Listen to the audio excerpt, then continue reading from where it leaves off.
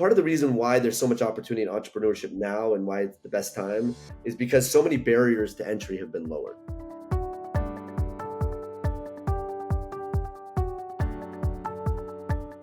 Hey everyone, this is Heine Zacharias here, and welcome to Founders Weekly, where we cover the news for startup founders every single week. Today we are talking brain implants, Apple's App Store problems, founder space race to the moon, as well as other news. And before I get in here, I have breaking news here, Hassan, because I'm looking at my other screen here, and Reddit just started trading about half an hour ago. Yeah, they are 50% up.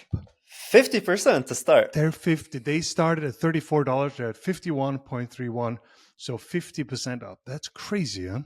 That makes me happy. I mean, we you're talked a big about. Redditor. We know that. Oh yeah. So that's great. We have been, for the entire lifetime of this podcast, we have been following Reddit. So that's it, and here we are. Exactly. We are the good luck charm for the IPOs. Yes, for sure. And we have a special guest on today. We're going to talk about his experience on Shark Tank. All that is coming up. And as you already know by now, my co-host today is Hassan Bassi. He's a founder, a developer, and a friend. Welcome again. Thank you, Heine. Let's go straight to the news. Neuralink shows first patient using its brain implant.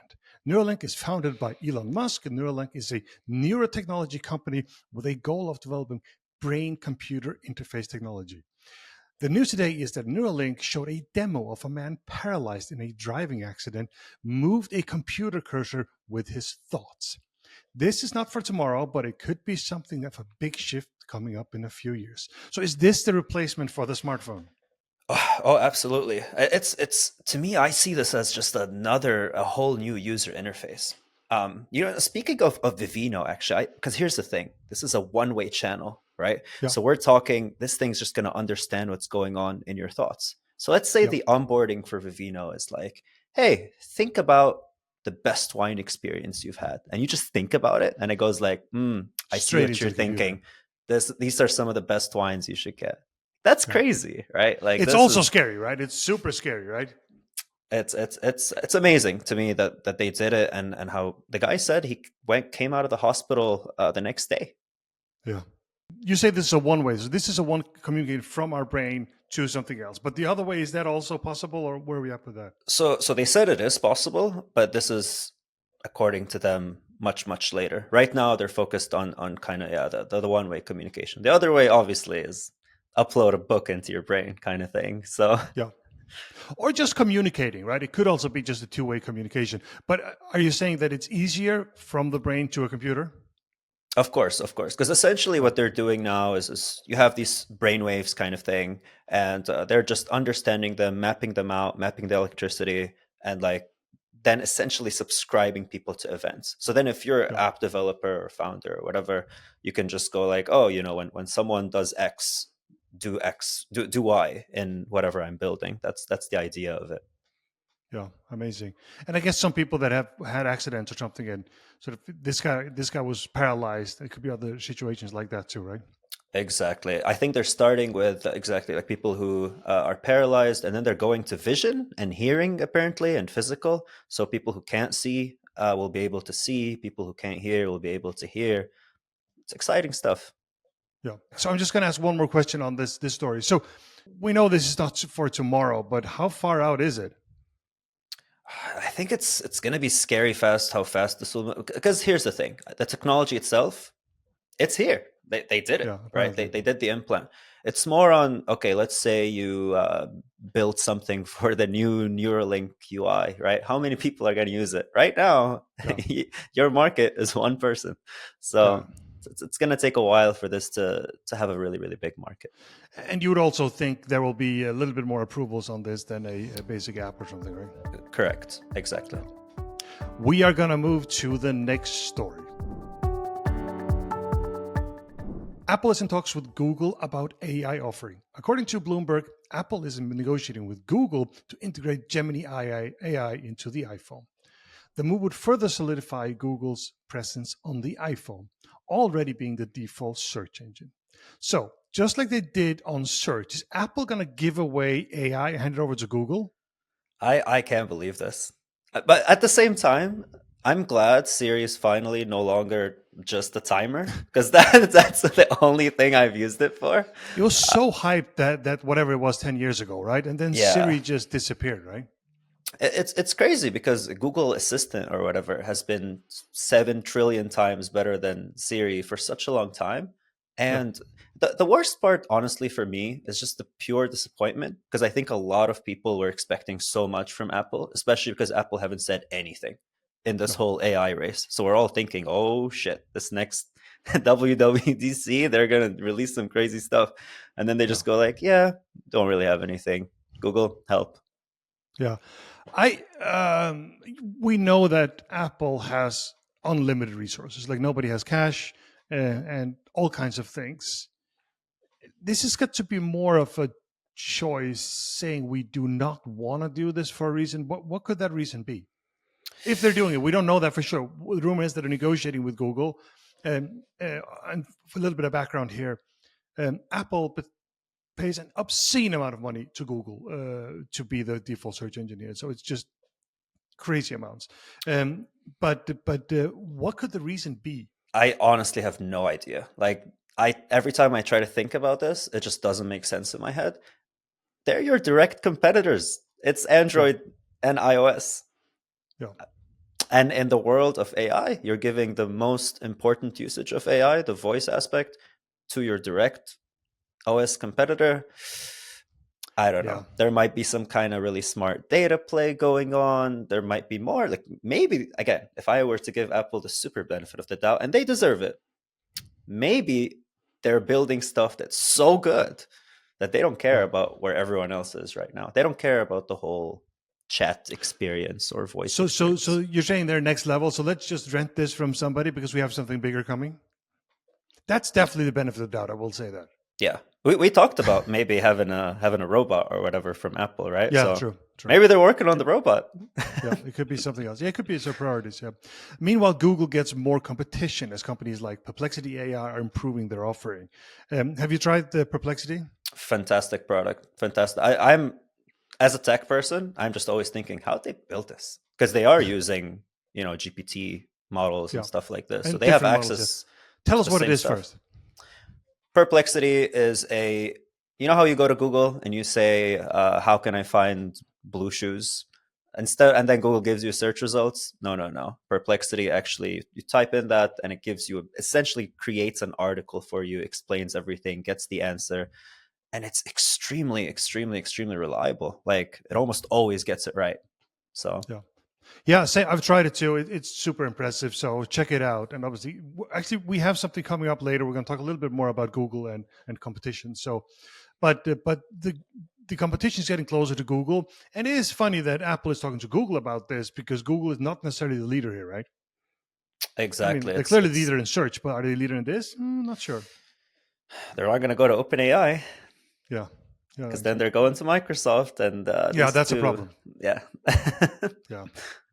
I mean, another thing is, what if they're both losing, meaning Google doesn't have the winning product and Apple sort of goes into bed with them? That could also be a problem. Yeah, absolutely. Google is already behind. And the problem is that they're going to keep getting more and more behind. We have rumors of GPT-5 coming out soon. Could be next week, could be next month. And apparently it's an order of magnitude better than GPT-4, which was an order of magnitude better than GPT-3. So let's see. Yeah, I'm going to spend 30 seconds more on this because I'm curious about one thing. Like, Google was ahead before anyone started launching products. What happened? My theory, I'll tell you what it is. Look, Google has become too big and too risk averse. They're not taking any chances, and that messes you up in product development. That's my theory. What do you think? At its core, it's that one thing that people don't talk about enough, especially given the politics of it. Elon Musk happened. OpenAI happened. Elon Musk was like, I don't want Larry to have all that power. Literally, you can find emails saying that. Yeah, right? Sure. And he put in, it's a lot of money that went into OpenAI, and they grabbed the best people, especially Ilya. Ilya is the person that made Transformers. She's the star. So that's how they went behind. Yeah. Yeah. Okay, perfect. We're going to move to the next story. Amazon founder Jeff Bezos' Blue Origin could beat SpaceX to the moon. Literally to the moon, just to put it out there. Blue Origin is Jeff Bezos' space company. Every founder billionaire does need a space company, obviously. SpaceX has a major head start on the way to orbit. Blue Origin, though, is planning to put an uncrewed spacecraft on the moon in 12 to 16 months from now. Tesla and SpaceX are Elon's golden gooses, but is he distracted by X and other things now? Theoretically, I don't know, man. The guy is some kind of superhuman or something, because both companies are still doing really, really well. Starship just had an incredible test, right?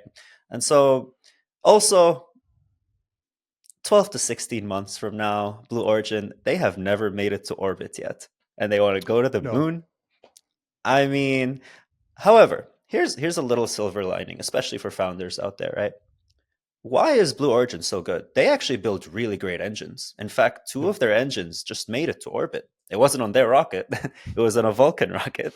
But still, what does this mean? If you're a company, especially in space tech, there's infinite potential there. You don't have to go and build a rocket, but you can build, again, you also don't have to build an engine, but you can build a component and get really good at it. And that's what we do in startups, right? We take something really small, we perfect it. And so you become the best in that niche within, because this industry is going to grow like crazy, right? So there's going to be a lot of different niches. But I would also say, focus is always important. And if they focus and say, hey, Blue Origin, we're going to be the first private company to land on the moon, I think that would be the case, then maybe they could, because others are busy doing other things.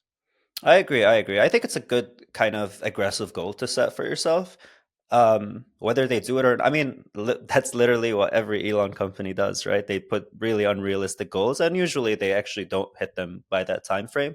But they definitely then start thinking, okay, what does it take? They get closer to them. Yeah. What does it take for us to put a person or whatever uncrewed spacecraft on the moon in 12 to 16 months? 100%. So in related news, and due to, again, this is me speculating, due to Elon Musk ties to China, Taiwan is building an alternative to Elon Musk's Starlink. Taiwan will not put their destiny in Elon's hands. So it looks like politics and business are really getting mixed together here. We had a situation in Ukraine too. This is tricky, right? It is. And in my head, when I see things like this, the more competition, the better. Space is, a lot of people are worried, like, there's going to be so many satellite. Space is really big. A Starlink is the size of a table, right? You have the entire globe and multiple layers of the globe to put stuff. So there's almost infinite amount of space. Totally. Yeah. There is a lot of space up. Well, there's a lot of space in space. Not meant to say that, but there just is, right? And it is, we say, hey, it's gotten a lot less expensive to put things out there. Hey, it still costs a lot of money to put one satellite out there, right? Oh, it absolutely does. I mean, that is the SpaceX. So when they say they want to put their own, are they building their own rockets? What do you think? Like, are they gonna? I'm not sure. I haven't. I don't know that as of yet. But right now, you can just buy a lifting capacity from somewhere. Although there's not that many people selling it. Right. I mean, if SpaceX are sort of there, just say, yeah, you're welcome to pay for our normal charger. But others are going to come into that space too, right? I think. See, I'm telling you, folks, the space is where it's at. That's where you should build your next startup. Build some rockets. 100%. Cool. We're going to move on to the next one, and this one is also getting a little bit spicy. More problems for the Apple App Store. The European Union has been after Apple for some time now to lower the cost and open up the App Store. As of today, actually a few hours ago, the US Department of Justice is suing Apple, requiring the same thing. Early in the week, Meta, Microsoft, Match Group, and X joined Epic Games in also going after Apple. They argue Apple makes it difficult for consumers to choose cheaper payment methods for digital content. Basically, they want to remove the 30%. A little bit of a rough week for Apple here. What do you think is going to happen here? Oh boy, I mean, the entire App Store thing. So I'm sure, again, if you're on the App Store, you've heard of this, where Apple gave up in the EU and just said, all right, You don't want us to monopolize the App Store? Go ahead, do your own thing. However, after your first million installs, we're going to charge you 50 cents in euros per install. That's insane. So yeah, for us, it depends on what kind of app you are. But for someone like us, that doesn't make any sense at all.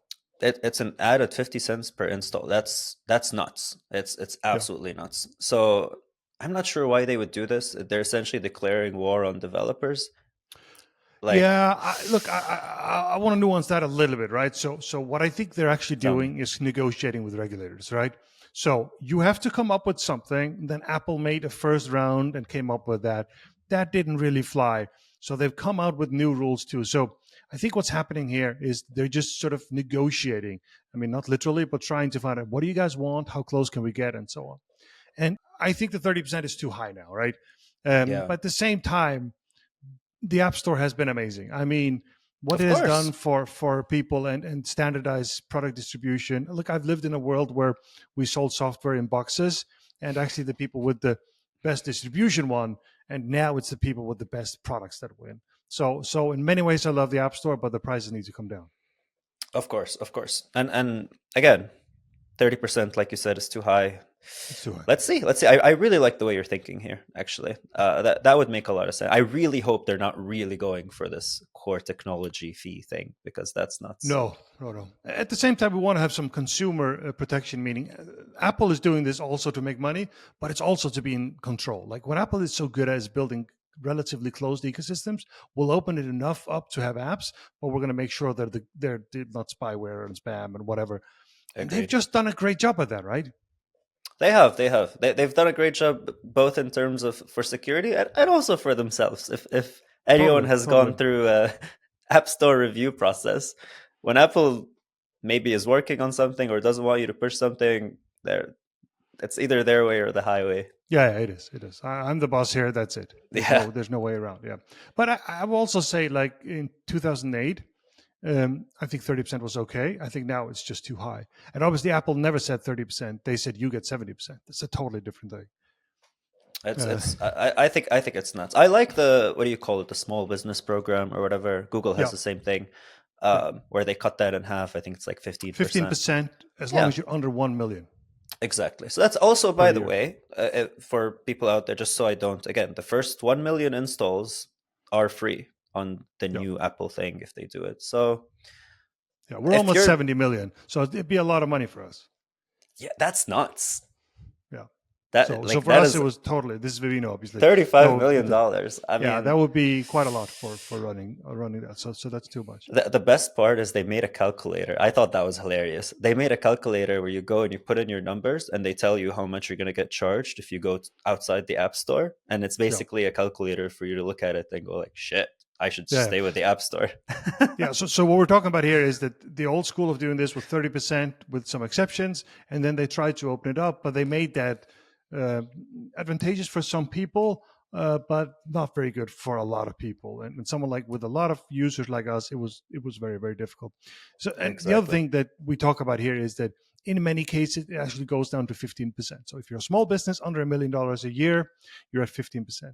Also, when you do subscription and you hit the second year, you actually get 15% too. So if someone subscribes for the second year, so it's not quite 30. They've really tried to open this up. But what's happening now, and the latest news is, hey, you're going to need to take those prices further down, and you got to open up for these big guys. That's what European Union is saying, and US is saying now. So things are going to happen here, which are going to be very, very meaningful for a lot of founders out there that build apps. Absolutely. And by the way, one thing we haven't really touched on a little bit is, although we spoke about it in the news, is cheaper payment methods. Are we paying for subscriptions through the App Store or not? I mean, having Stripe as a payment method in an app is a dream, but I don't think that's going to happen. They're not going to allow it. Well, maybe. We'll see. I think someone asked me, hey, what is going to happen? And I said this was internally, I said, 2 years from now, what I think is going to happen is that we're going to pay somewhere between 10 and 20% instead of the 30. So I can't say how much, but something like that, I think is likely. Agreed. We are going to move on to the other news. The IPO window is open again. Just this minute as we record, Reddit is going public. Earlier this week, Astera Labs IPO'd and their stock jumped 72%. Encyclopedia Britannica is also seeking an IPO of $1 billion. The electric vehicle car builder Fisker pauses production. They've been struggling for some time, especially after YouTuber Marquise Brownlee called the car the worst car I've ever reviewed. Saudi Arabia plans to invest $40 billion into artificial intelligence. Saudi Arabia is creating a gigantic fund to invest in AI and could make them one of the biggest players in the very hot AI market. And before I open the mic to you here, on the IPO front, I have another screen running here. And like we said before, they started trading an hour ago or so, and they are up 42% right now. So really, really good opening. They started at $34 and now it's at 48, so up 42%. So really impressive IPO from Reddit. What else do you want to comment on here? I mean, clearly, I think we're talking about the Reddit IPO. I think that's the most exciting thing, especially because people were doubting this. So many people were throwing shade at the CEO and the salary and a lot of things we talked on before. So I'm really glad. No, they're beating all expectations. And again, I really hope this can push Reddit further and further and further. I think Reddit is such a special place. It is the community of the internet. There's so much potential still, although it's been a while now that it's out. So it's just great news. We definitely have one big Reddit fan on this podcast. That's for sure. Why? You're not a Reddit fan? No, I like Reddit too. It's good. I need to get you on the Reddit train. Yeah, get the ride. We're going on a short break, and when we come back, we're going to talk Shark Tank. So we are back, and today's guest is Aaron McDaniel, a founder with 3Exit, a teacher at UC Berkeley Haas, a Wall Street Journal bestselling author with the book Global Class. Welcome, Aaron. Thanks for having me, guys. Today, we're talking about what it is like to pitch on Shark Tank. So Aaron tried that. And what did you pitch on Shark Tank, Aaron? So this is one of my businesses. It was an early real estate crowdfunding platform. I think it was one of the first times that real estate crowdfunding got a national platform. Very cool. So a service for sort of consumer investors to invest in real estate. Yeah. Not to get too deep into it, but there was a law that changed in the U.S. that basically allowed for the everyday investor, not just accredited rich investors, to invest. And that law change, allowed this big flood of these different opportunities, and it was allowing for real estate investments that only wealthy people would be able to access for the everyday person. Very cool. So like a crowdfunding for real estate. Exactly. Yeah. Cool. So we're going to play a couple of clips here. I want to start, and this is only a minute in. Let's see a short clip here. I hate it. I'm out. Wow. I smell jail time. Wow, Mark, that's aggressive. I mean, Cuban's out, and Mr. Wonderful is talking about jail time. Yeah. I guess not the optimal start to a Shark Tank pitch. Yeah, so it's interesting. They as you go through the process, they have you craft this pitch. They're really big on it. Like, their lawyers have to approve every word you say, and they lead you to kind of believe you get to tell your whole pitch, and then it's no holds barred. But I barely said my name. It was like Aaron McDaniel, real estate crowdfunding platform. I'm out. Finish it. And Cuban was like, I'm out. That's crazy. I had enough pitches or presentations to executives to know you can't get through a slide, or investors, like, you can't get through a slide without them interrupting. But then it was just like this no holds barred, like everyone just started jumping on. What ended up happening with Cuban in particular, I didn't know this, but a couple months after the episode aired, he actually wrote an article about, or a blog post about, how much he hated crowdfunding and thought it was just like the worst thing. So I had no idea that he hated it. But yes, this was truly the Shark Tank, huh? What's that? This was truly the Shark Tank.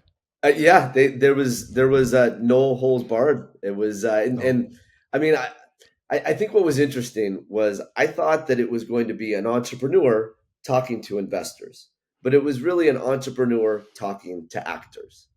And like, I remember at one point, I won't have the exact quote, but like Robert Herjavec, who sits on the far left, he's like, Aaron, I've made a lot of money off of real estate, but it's always been luck. And I know he didn't think that. He was just saying it to like get a rise out of me or something to further the conversation. And so, they were there to make good TV. One thing I thought was particularly funny was in leading up to the promotion of the episode. Every time you have a YouTube video or otherwise, before you click play, there's a still image. The image was my face like behind bars. that was their advertisement for the episode. So, oh my God, they made you famous. Look in stripes. So a couple of things. So I'm imagining that you trained and you went through legal and all these things, and basically 60 seconds in, you get this, right? That's right. I don't know this intimately, that there's this maybe debate about it, but they say the sharks know nothing about you. But I feel like they kind of have to know a little bit to play into this. Like you have no interaction with them really beforehand. And it's actually a really weird experience. So you have to walk down the long hallway. They have a little mark on the carpet, and they make you stand there for 30 seconds while they get the microphones and light and everything set up. If I were just stay here for 30 seconds staring at you guys on the screen, it would be awkward. Like, imagine how awkward it's like to stare at them, and they're kind of, half smiling at, back at you, sizing you up. So, yeah. Wow. That's crazy. Like, one thing, so it's funny because Heine said we're interviewing Aaron, and I saw your picture, and I'm like, I've seen Aaron before, and I had seen that, right? So, but one thing I was telling Heine, you were thinking, is he out? oh my goodness, I love it, But I was thinking, like, I loved your reaction in terms of how professional you kept it, because actually, the reason I first saw your video is because it was in this compilation of like people, again, like the fails of Shark Tank or whatever you want to call it, right? And people would get like really aggressive, etc. They would start insulting the sharks back. I was very impressed that you kept it so professional, and I think, I don't know, I'm like, wow, like how were you able to kind of keep yourself together in that moment? So, what was kind of going through your head there, like, or did you have the urge to fight back, or what was it like? It's interesting. I think a few thoughts came through my head. I say this a little bit tongue in cheek, but part of me was like, and the way they record it, like the whole left side, when you're facing the sharks for an entrepreneur, is open. You're in a soundstage. They actually, when I had recorded, they had just torn down the Bat Cave. It was like the Batman Superman movie had just filmed. So we were in this huge soundstage. So I was like, what would happen if I just walked off and was like, okay, this isn't working, like I'm just going to leave. But then I was like, I don't want to be on Entertainment Tonight or one of those shows that's like, Shark Tank contestant walks off. So I was just like, I'm going to be professional. I'm going to treat this like I would with investors. The other interesting thing about it was, literally 3 days before we recorded, I got money in the bank for a seed round. And so, wow. So I was like, okay, I'm going to give you guys a little bit of better deal on terms. But like ultimately, even though he told me to go to jail or whatever, Mr. Wonderful Kevin O'Leary, he gave me an offer. But I'm going to stop you there, because let's run that let's have a look first, and then we get back to that. Let's have a look and see what we got. I'll give you $50,000. I want 50%. I'm going to rebrand this thing. I wouldn't go anywhere higher than 10% with that. Bummer. You think I'm going to put my name? He doesn't I'm not asking for your name. But you have nothing. Correct. I have a proven model that raised $1 billion in 36 months. My name. Got to decide, Aaron. What do you want to do? No. Well, he's saying no. All right. Thank you. Thank you, guys. I forgot your name already. I'm out. Thank you. So a couple things. So one, he wanted like 1/25th of the valuation that I just got from these investors. So I was like, I can't do that. Like, no. Why should we even talk? And what was interesting, obviously, there's a lot of editing involved. Like, from what I heard, the shortest recording they've had was around 40 minutes with an entrepreneur, and the longest is around like 2.5 hours. And so mine was probably around an hour, I think it was. And so they edit things down a ton. But he gives me that offer, and I'm just like, no, I'm not going to do this. Like, it's way off because of this investor thing, which they edited out. But then all the sharks just jumped on me. They're like, give him a counter, give him a counter, give him a counter. And I was like, okay, guys, I'll give a little bit better of a counter, but I'm not going to, like what they really what they're saying is give us better television. That's that's what it is. It was just like, wait, so you did counter. But yeah, I didn't go much above. I was like, I'll give you a little bit better of a deal, but I'm not going to give you 25x a better deal. The other thing, which to your point, Hassan, about, I didn't decide to dig into the dirt of it, but like Kevin O'Leary had another like mortgage company that had failed. And so I'm like, I don't want to work with you.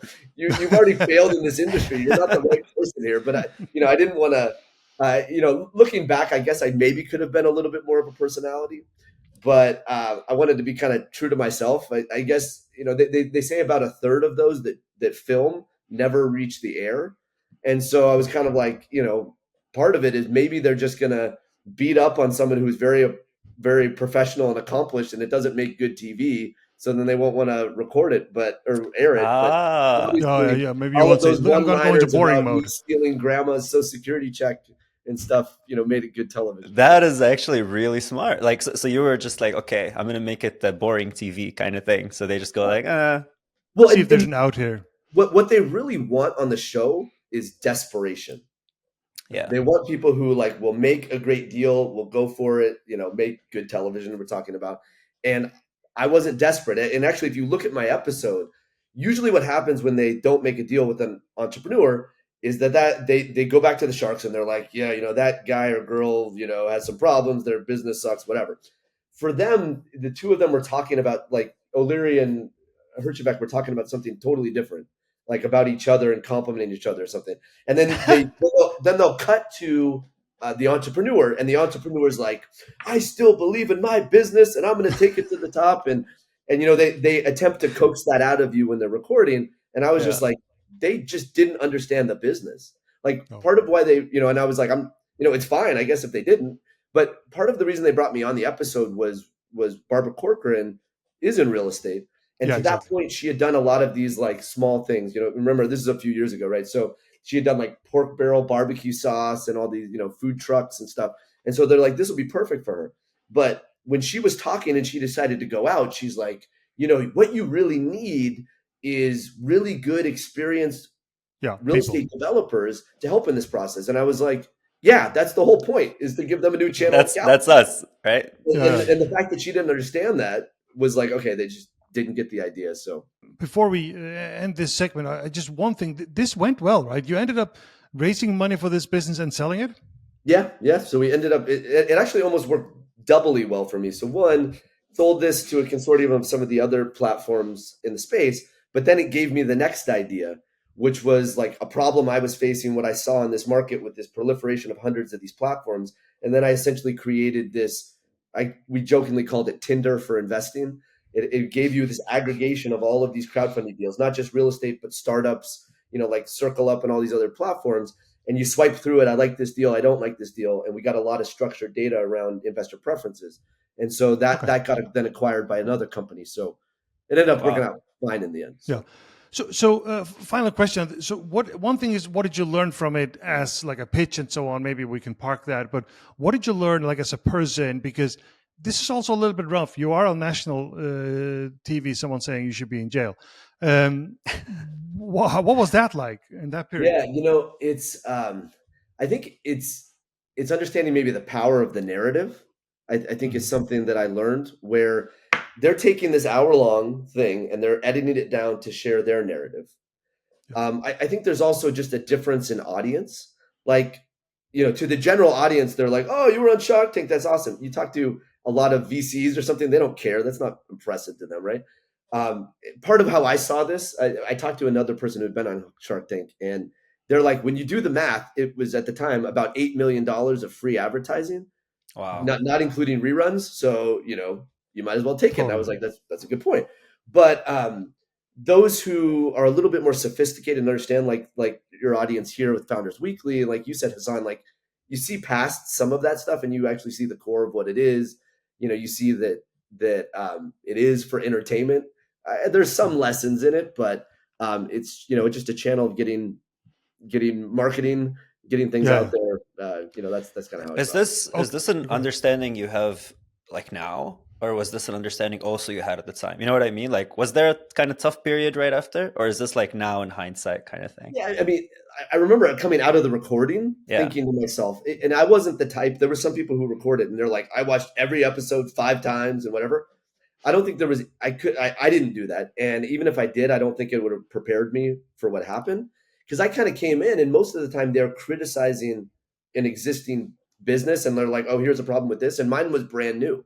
So I was like, all they can really do is criticize me as a person. And I'm not a bad person. I'm not attempting to steal people's money. I want to give people an opportunity. So, I was a little surprised, I think, about that part of it, but I guess you understand the power of the narrative. I can understand why people may be more personalities on television, but I wanted to be true and authentic to who I was. Yeah, totally. And Awesome. and if you look back now, this is the final question, definitely. What do you think it was like a positive for you or negative all in? Because there's going to be some negative, but there's going to be a lot of positive. Like you're on this podcast because of it, which is a big deal, huge deal.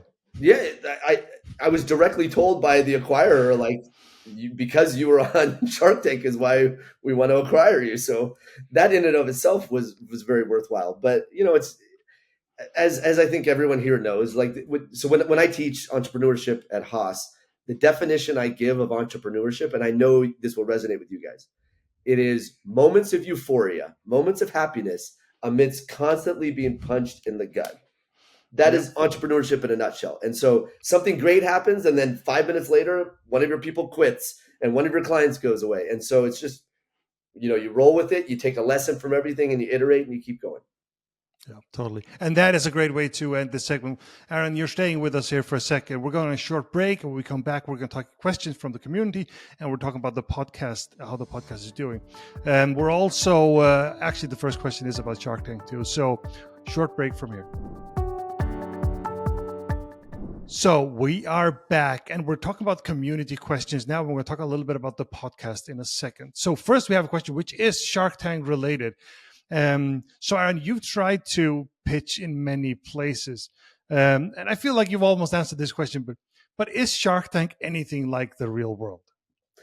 Not at all, right? I think like just the premise of it, right? I think gives a lot of especially inexperienced founders like the wrong impression. Like the idea that you're going to have one conversation with an investor and they're immediately going to give you like $1 million or something. It just doesn't happen. It's a relationship that's built over time. And so just that premise is not realistic. The other thing is even those who do ink a deal, that doesn't mean the actual deal gets done. So I won't name the name of the companies, but the company that pitched right before me was someone who had gone through 500 startups in San Francisco, and they came to an agreement, and he kept following up with them for months and was just like, hey, I need to close my round. Are you guys going to give your money? And they ghosted him. So wow. A lot of it is just for what's on the screen. Yeah, this is great television. So this has been running. I saw Dragon's Den. It's out of the UK, original idea. I like over 20 years ago, and I love the idea of it because it does promote entrepreneurship and so on. But just don't think it's real, right? It's still television. Yeah, that's exactly right. And they're they're attempting, like I said, actors being entrepreneurs pitching to actors, not pitching to investors is the right way. Yeah, true. One thing that they've got a little bit of criticism for is also valuations. They are usually considerably lower in these Shark Tanks around the world, right? Yeah, it doesn't. It also for a lot of like tech companies, it makes absolutely no sense whatsoever because of the valuation and because of what they bring to the table. Maybe a Mark Cuban might be a little different, but this is great if you have some physical product. Like I had another business actually where these guys were a client, but like Scrub Daddy was a pretty famous thing early on. They had these sponges. Like that works great for that, but not for a lot of other. For certain things. But again, let's remember that this really promotes entrepreneurship. In that way, it's great. It's a good way to come sort of out to the masses. I think what it does, there's a lot of, I guess the way I would look at it is there's part of the reason why there's so much opportunity in entrepreneurship now and why it's the best time is because so many barriers to entry have been lowered. And, things like, you guys know this, going back 20 years, you used to have to like buy servers and hire someone to actually manage them and stuff. You just spin up an AWS or Google Cloud account now. I think that Shark Tank helps remove some of the mental barriers, lower some of the mental barriers of like, hey, I can do this. And so it still serves a purpose. Totally. Okay, we're going to make a massive jump now to the next question. So, and this goes back to something I've talked a little bit about on my YouTube channel, but Hassan and I have also talked about it. So, will Google have the same dominance 10 years from now? They've been at it for, shall we say, 25 years now or so, but will that keep going? And that's for both of you, whoever wants to answer that. Oof. You want to start, Aaron? Yeah, I mean, I think it all depends on AI. Like I've even noticed the tugs for this myself. So many of the times when you now would go to Google in order to search for something, you're going to go to a Chat GPT or Gemini or whatever. And so if they can be the place you continue to do that, then maybe yes. But also it's a different experience. You don't have this advertising canvas to advertise on with a chatbot, type prompt. So that's the problem. That's not what you say. Yeah. I'm the same, where it has to do with AI. Now here's the thing that kind of Google has that other people do have a little bit of, but they have a lot of, is the entire knowledge base, right? This like giant index in their search engine. Right now, sure, it's based on keywords and all of this, and they're putting some AI into there. And other companies, like I'm pretty sure Perplexity uses a whole lot of Google under the hood, right?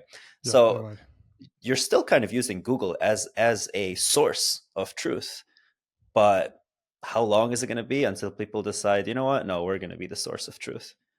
Like, so I don't know. It's they're not in a good spot, especially in terms of dominance. I mean, they've been reliant on ads for so long now. They need to innovate. I think So this is actually interesting too. Like an interesting parallel for my career. So I worked at AT&T for about a decade, and AT&T had this Wi-Fi contract with Starbucks, and so providing Wi-Fi for all the Starbucks locations. The contract came up. AT&T put in their bid, and it was like tens of millions of dollars. Google came in and said, "We'll give it to you for free." And then AT&T scrambled and was like, "Oh, we'll give it to you at half price." And Starbucks is like, "Yeah, but we'd rather just take it for free," because Google had another way to monetize, right? They had a different mechanism. And so I think that's what it could be with this, is like they need to make sure, maybe cannibalizing their own revenue source, to come up with what that next thing is. Yeah. Well, this is the core of the problem. You touched on it earlier, is this business model that they made all their money on might go away. It might just go away. So it's not there anymore. And that happens all the time. Like we invent new stuff, and what used to be a business model is not there anymore. If that disappears, I don't know what they're going to do. Yeah. A lot of this is also kind of all their failed little products, and they release something, then they kill it after 2 years, and everyone said, "Oh, it's okay, it's Google. They're gonna survive. Whatever. Like they built something, it was great. They killed it. It's okay." But here we are. No, at some point they should have used. You're on top right now. You have all this amazing amount of resources, and you're not innovating. And Google was the innovator. So I'm just disappointed. The culture changed, right? Yeah, go ahead. I'll say this too. This is an American proof point of this. But if you go back 20 years, the S&P 500, half of those companies are not on the S&P 500 today. Yeah. And we forget that. Yeah. And once you're inside and you're used to making a lot of money, you just get spoiled, and you stop taking chances. And they've done all that in the last few years. So huge problem for Google, I think. So the answer to the question here, I do not think they have that dominance. One of the modes they have, you talked about the knowledge graph. One of the modes they do have is distribution, right? So they have integrated distribution, Apple being the biggest one. We've talked about that earlier on this show here, that they're in the iPhone right now. That might not continue forever, but they have hundreds of thousands of those deals. So that matters, and other people rely on that money too. So it's going to be a slow shift. But yeah, we'll see. So I think no. I think the answer is no. They're not going to have the same dominance. Yes. So those were the two questions I want to have. Now we're going to move into talk about the podcast a little bit here. So this is the community section here. And what I've committed to here, Aaron, you don't know that, is that I want to be transparent around the numbers. So let me give you a little bit of background here. What I'm trying to do is see if we can not get to 10,000, but a trajectory towards 10,000 listeners. And I've committed to doing 10 episodes of this to see if that works. And I'm probably going to keep going because it's fun, and I hope people listen to it. And we actually started a few weeks ago with a sort of a test version. And then last week we sort of formally launched it. We're now out with this thing. But I've committed to having all the numbers out there publicly. And I can tell you the first episode, which was actually with Hassan and me, it got 508 downloads. I think we didn't tell anyone about it. We just put it on YouTube, where I have a quite a big following, and then on the other platforms, but didn't tell anyone. Now the question is, last week, I have some sort of platform, obviously, but but look, I'm no Kardashian here. Let's get real. And so it's moving people from one platform to another. You really are. hard. You are the start of Kardashian. Absolutely. the bald Kardashian. So the question is, and you might have seen the script, so you can't answer this. So where are we this week? I can tell you we're up, but the question is, how much are we up here?